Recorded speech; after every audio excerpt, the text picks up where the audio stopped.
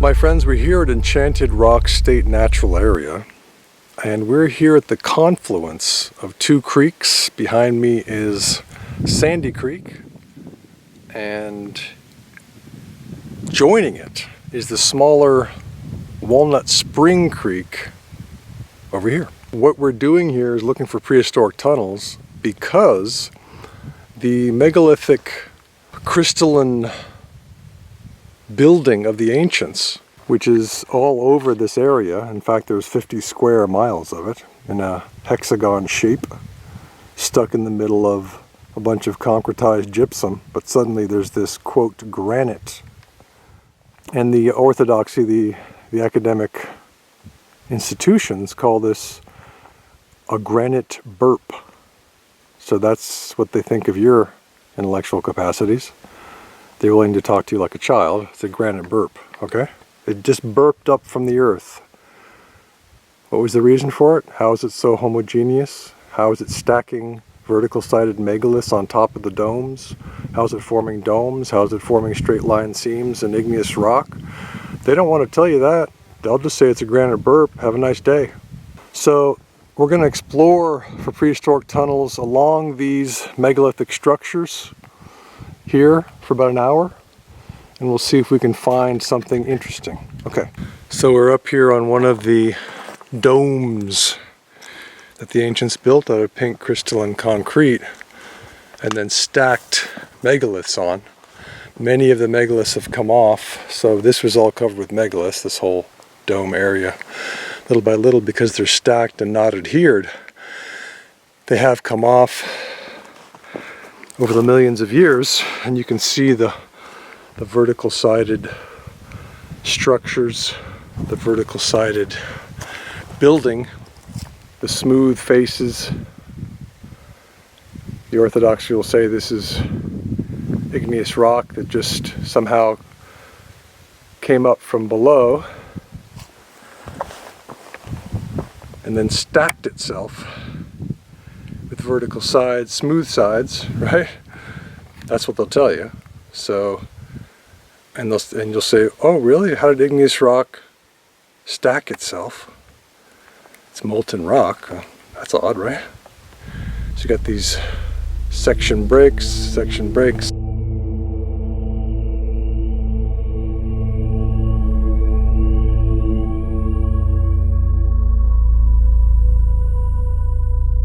Orthodoxy says it just formed that way. That's a crack. That's a crack, says the orthodoxy.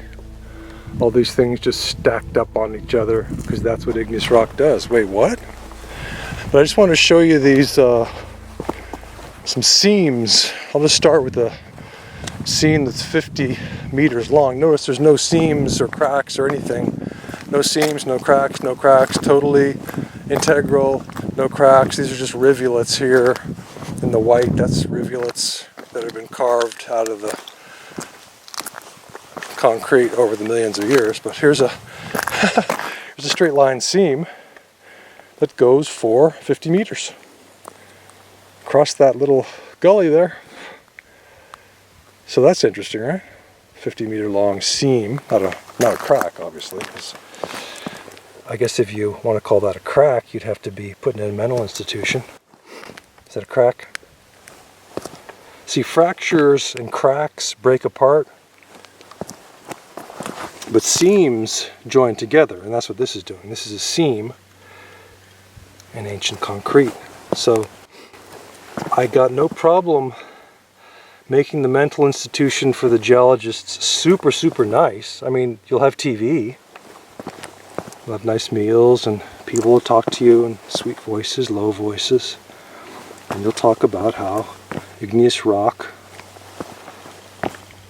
has straight line seams that you want to call cracks and fractures that run for 50 meters at a time. And that's fine. I think it's wonderful. We have to keep you away from civilized society. We can't have institutional geologists running around down the halls, the long halls of the universities, running around like children telling people that this is just screaming in insane voices that this is igneous rock, and it was a granite burp. I mean, you can just hear them. You can hear them in academia right now, all across the world. It's not just in America and Europe, it's everywhere. They'll say that this pink crystalline concrete is a granite burp. So that's why we need to sequester them in the kindest possible way in a mental institution where they'll be taken care of by really good people.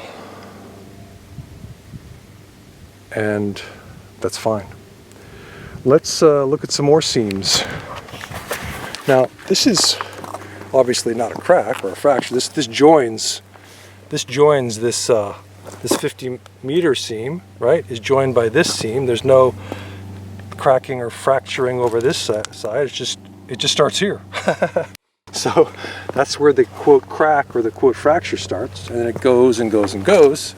And it's not perfect. It's not your Roman perfect seam, right? It is a seam, though. I mean, that has to be acknowledged. It's joining together, not breaking apart. So if it was a fracture or a crack, this would be breaking apart, and this whole dome would be just broken apart over the millions of years. See, if it doesn't join there, oh well. I guess the ancients didn't care that much. And it just disappears. Okay? But we know, although we don't know how the ancients did that, or why their seams are not always parallel, right? We don't know. We do know that that's not a crack. We know it's not a fracture. It's understandable how, at first glance, this would look natural, right? There's a roundedness to it. Oops. Except for when it's not round, and then you say, well, it's just cracking along. It is crystalline material, and crystals have facets, right? So, therefore, we could say that this is the geologist speaking now, that this is just a straight line crack in crystalline material. That's all it is. Don't worry about it. I mean, don't spend time on it. Just listen to our lecture. We're not going to talk about straight line seams, obviously. We'll talk about occasional fracturing. But notice how the material is totally integral, totally homogeneous, and suddenly there's a straight line that just goes. And then suddenly there's a straight line that just goes. Right? All we see is straight lines, really. All we see is straight lines. And there's some rivulets, right? Some rivulets to make it look more natural. But there's straight line. Here's one. It just keeps going. So it goes all the way through from there. That's probably about 80 yards long. So we see straight lines, we see smooth faces. Again, not perfect Roman architecture. But you see, this is indicative of building that the ancients did all around the world. It's similar. But see how smooth this face is right here? Look how smooth that is, right there. See? See how flat? Different from this knobbiness. Knobby. Oh, on a section break, it's not so knobby, is it? Knobby, right? And then suddenly smoother. Not perfectly smooth. Smoother. This piece broke off from this piece, right? And there we see the knobbiness, because that's a fracture, that's a break. So we see the knobbiness. There's no doubt about it. It's not smooth like this. That's a section, and that's a break from a fracture. Because the ancients' concrete doesn't last forever, it just lasts for millions of years. We don't know how long this has been here, so it's really strong stuff, obviously. See? Smooth section breaks. Straight line seams. Wherever you look, it's straight line seams, smooth section breaks. Really knobby, smooth. Okay? Smooth interior faces. We see that all over the place. When I say all over the place, I mean on 3 continents. that I've explored. Now I'm a playwright, so you have to wonder why a playwright has to explore and divine the true nature of, you know, igneous rock in Texas and riverbeds in the Balkans and creek beds in Texas and riverbeds and hills in South Africa. I don't know. I don't know what the geologists are doing exactly. I kind of have a feeling they're just jumping around like maniacs in what really is an insane asylum, the university, today's academic institutions. Yeah, straight line seams. La-dee-dee-dee. Totally ignored by academia, obviously. You wouldn't want to draw anybody's attention to that. Hard to explain. So, and then we see the layering. Pretty interesting, right? It's like an onion. It's like an onion. So they layered it with this really, really thin layer to make this huge dome. How many of these thin layers did they have to put down? And then they're making the straight line seams. You can barely see the seam here. And then it just, comes out more clearly here.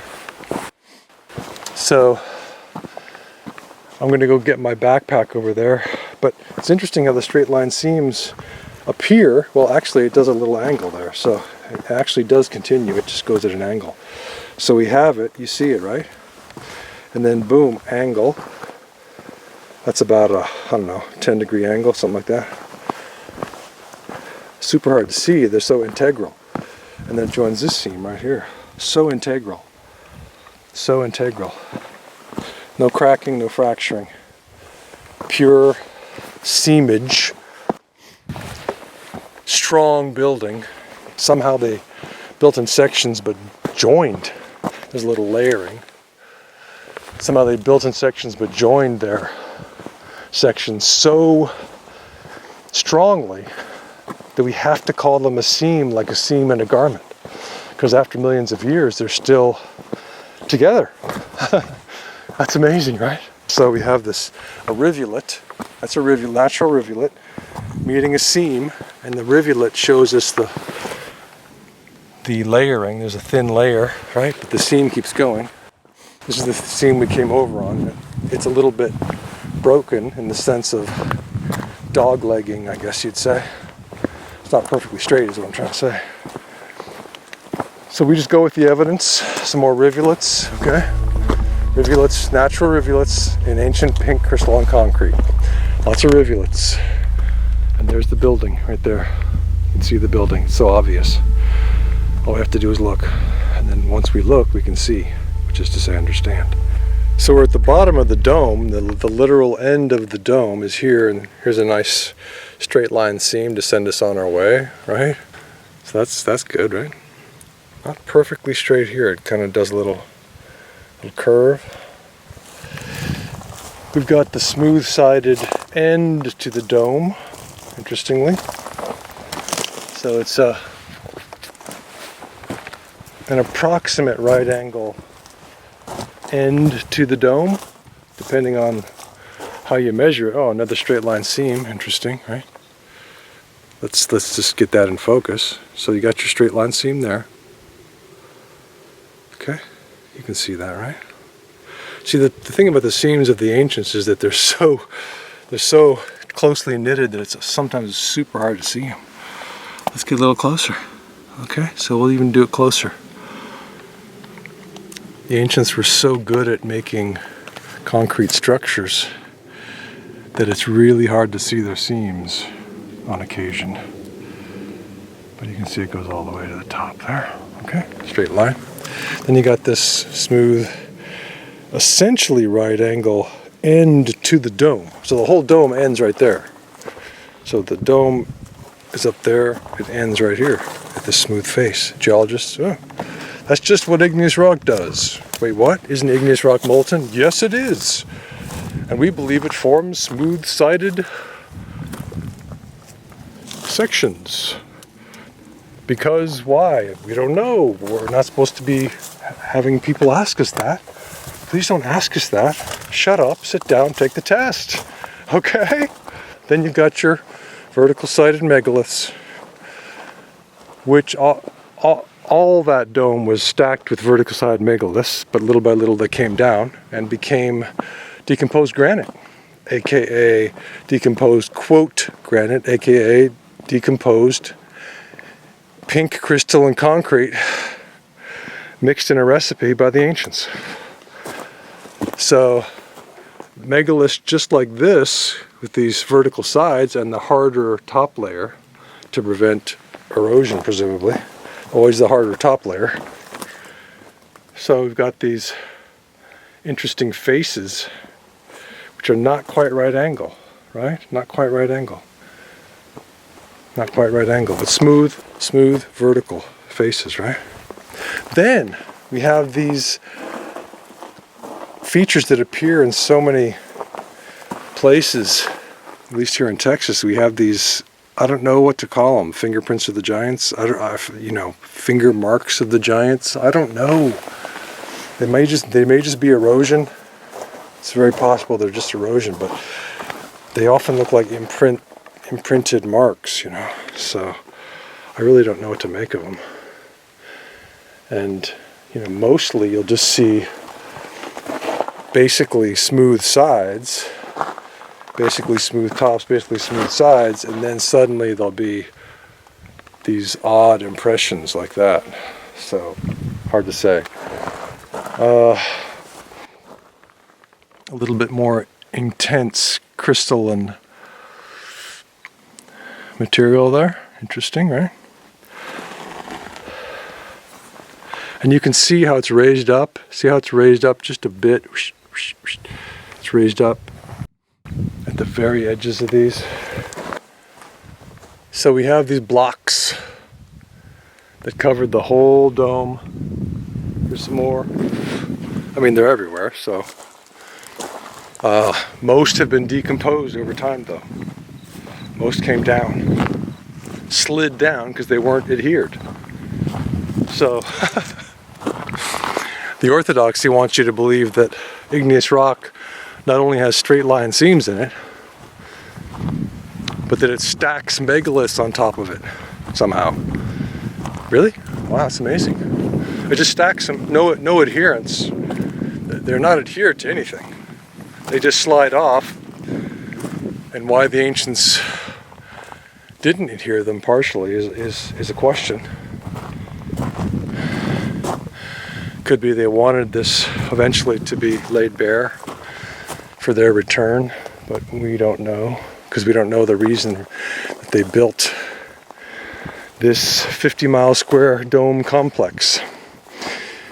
So I have been looking for prehistoric tunnels.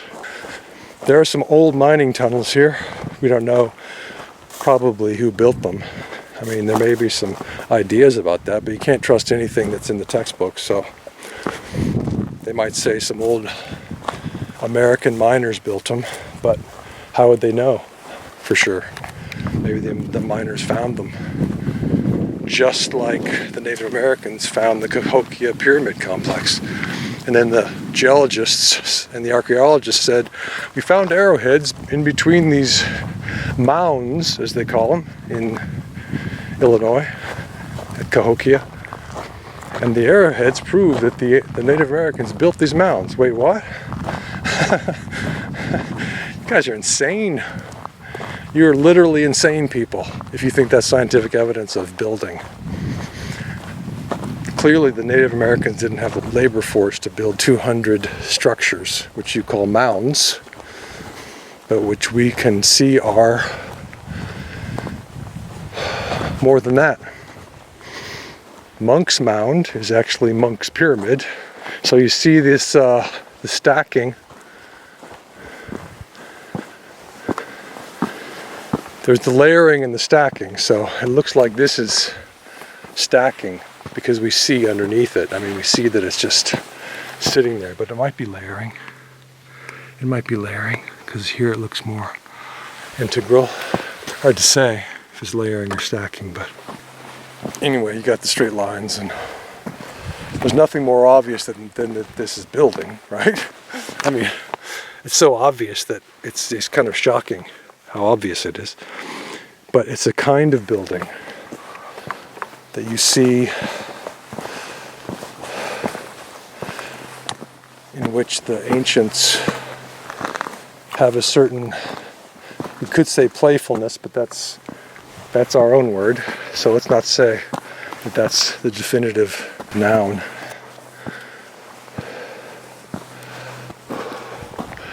We are still looking for tunnels, but it's more likely we'll just find more straight line seams and smooth-sided vertical megaliths and things like that. Straight line seams everywhere you look, right?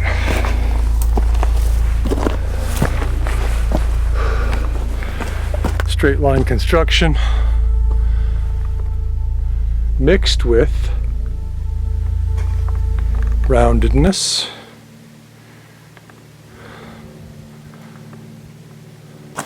It's just an endless exhibition of building, as opposed to natural geology.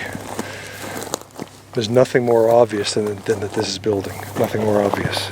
So we're over here south and west of the confluence of Walnut Spring Creek and Sandy Creek, walking basically along Walnut Spring Creek, and we see the straight line seams.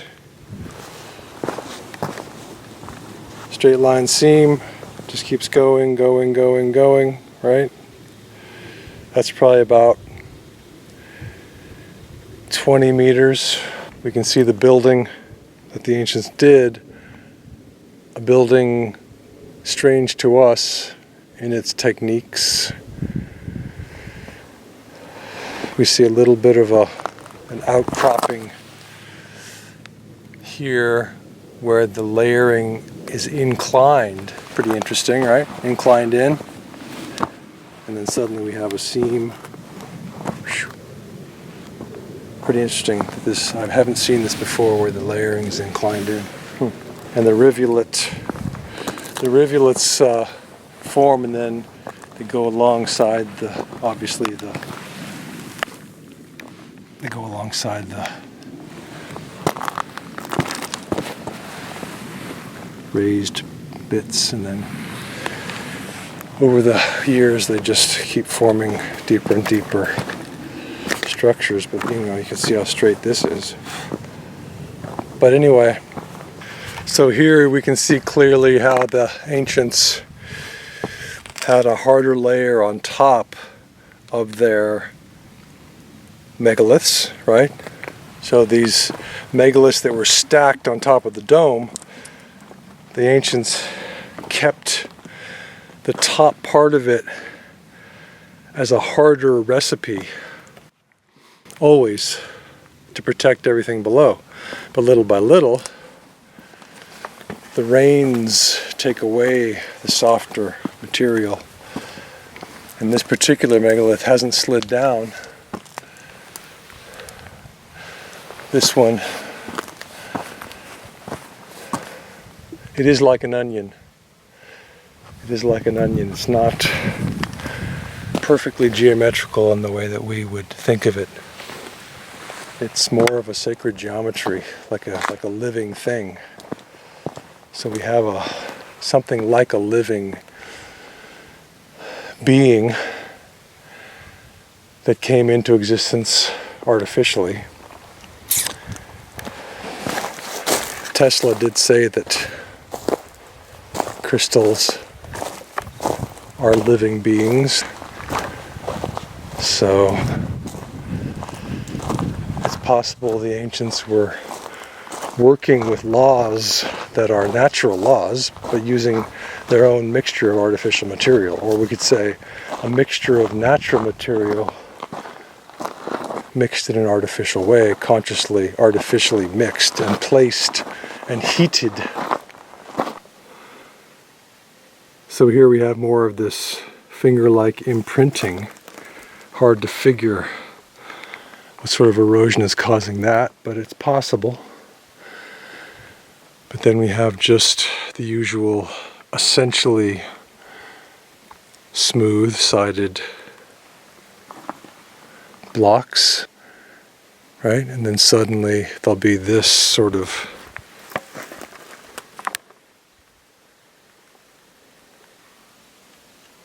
impression. Usually multiple. You can see the erosion down below the top layer, right? Slight erosion.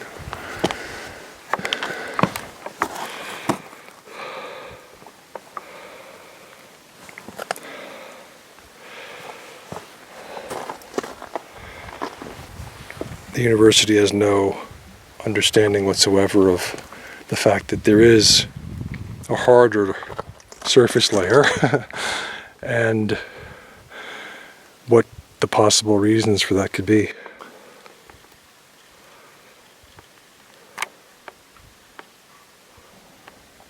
If the universities promoted geology as a theory, that would be totally fine, that would be totally scientific. But that's not what they do. They promote geology as an absolute fact. And anyone going against that indoctrination, that belief, that religious, essentially religious belief, is routed out, heckled, fired, and their reputation's destroyed if they have a reputation. So it's sort of like mentioning UFOs in the scientific community and academia. You're simply destroyed. That's why people don't do that. But obviously this is not geology. These vertical sides are not igneous rock characteristics. The stacking of these megaliths is not natural. Igneous rock can't stack itself. Igneous rock is molten. Therefore we know this is not igneous rock. This homogeneous material with smooth faces, smooth vertical faces, and straight line seams that run throughout it is not natural but artificial concrete.